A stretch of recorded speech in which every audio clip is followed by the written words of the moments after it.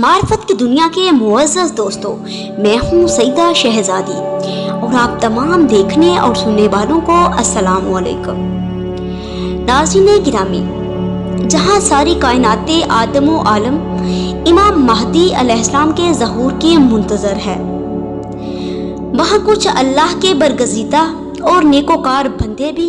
امام مہدی علیہ السلام کے انتظار میں ہیں۔ اصحاب کہف جو آج تک غار میں گہری نیند سو رہے ہیں، کہا جاتا ہے کہ جب اذن خدا سے امام مہدی علیہ السلام ظہور فرمائیں گے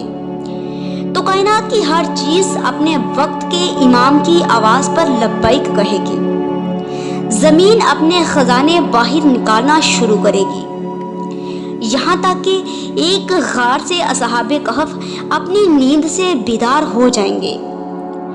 اور امام مہدی علیہ السلام کی بیعت کریں گے۔